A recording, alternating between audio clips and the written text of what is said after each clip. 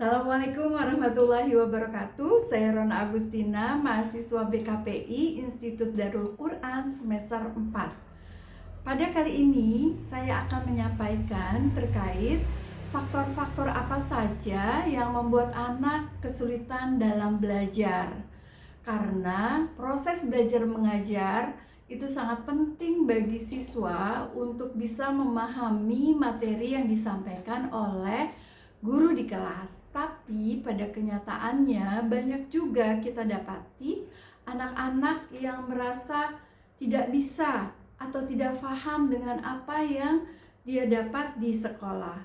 Faktor apa saja yang membuat anak-anak itu sulit dalam belajar?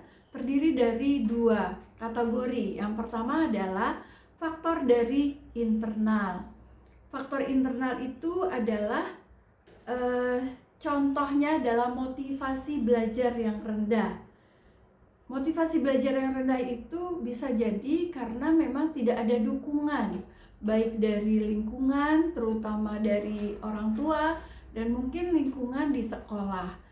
Di sekolah hanya menyampaikan saja materi, namun tidak melihat sisi siswa, apakah siswanya itu sudah siap untuk belajar, sudah siap menerima materi, sehingga memang untuk siswa tipe yang motivasi belajar yang rendah perlu diberikan semangat, perlu diberikan arahan. Kenapa kita harus belajar? Kenapa kita harus meningkatkan kualitas belajar? Karena pastinya anak-anak perlu diperkenalkan dengan cita-cita. Cita-cita adalah sebuah harapan yang belum terjadi, yang akan menjadi sumber semangat untuk anak-anak belajar. Karena dengan belajar anak-anak bisa mudah mencapai cita-cita. Yang kedua, kesulitan faktor kondisi kesehatan. Mungkin didapati kenapa anak-anak tidak belajar.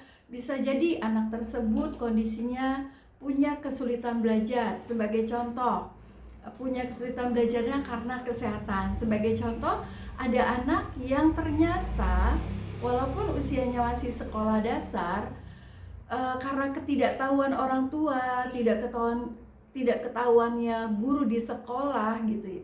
Ternyata anak itu tidak mau membaca, tidak mau mengerjakan tugas, dan ternyata juga ditemukan ada faktor dari mata siswa ini ternyata mengalami gangguan-gangguan yang cukup signifikan, dan alhamdulillah dari pihak sekolah mengetahui bahwa anak ini ternyata punya mata yang sudah minus.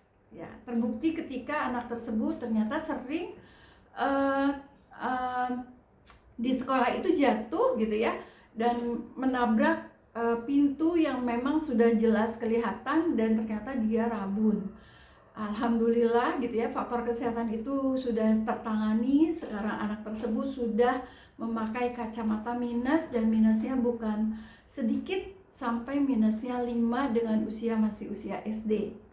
Jadi ternyata faktor kesehatan itu perlu diobservasi, perlu dilihat juga apa karena memang anak tersebut faktor dari panca inderanya, atau mungkin memang dia mengalami penyakit yang cukup kronis yang tidak diketahui oleh orang tua atau sekolah. Yang ketiga adalah faktor internal. Yang ketiga adalah gangguan belajar secara spesifik ya, yang bukan terkait motivasi, bukan terkait kesehatan, tapi adalah memang gangguan belajar secara spesifik. Anak ini cenderung belajarnya tidak nyaman ketika kondisinya terlalu formal atau terlalu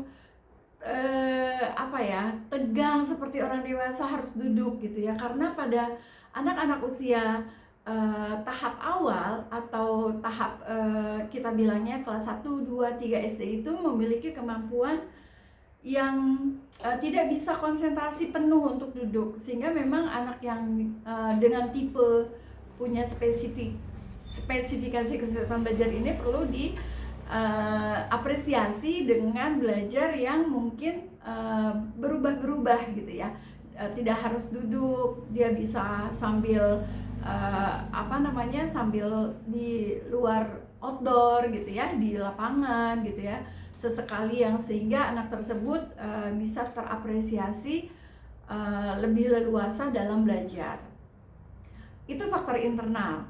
Selanjutnya ternyata ada faktor juga yang membuat anak memiliki kesulitan belajar.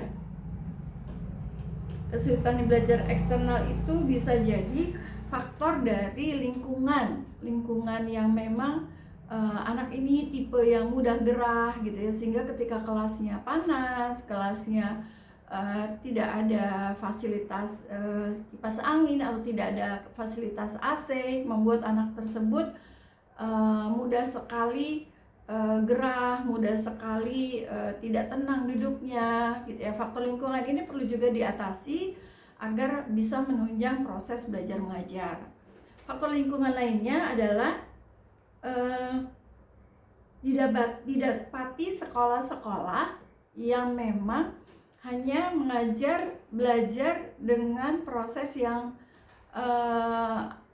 satu arah gitu ya, sehingga guru di kelas menyampaikan materi tanpa melihat output dari siswa yang mungkin tidak paham atau memang tidak punya basic ilmu sebelumnya, itu membuat anak tersebut jadi tidak mau mendengarkan atau malah anak tersebut tidur. Jadi perlu didukung oleh guru kelas yang bisa memahami psikologis dari siswa di kelas.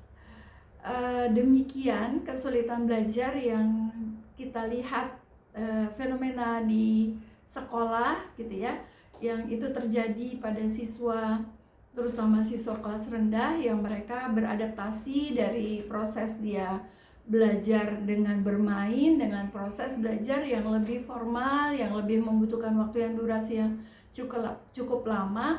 Itu perlu ada cara agar mereka tidak terlalu terburu-buru untuk bisa belajar seperti orang dewasa.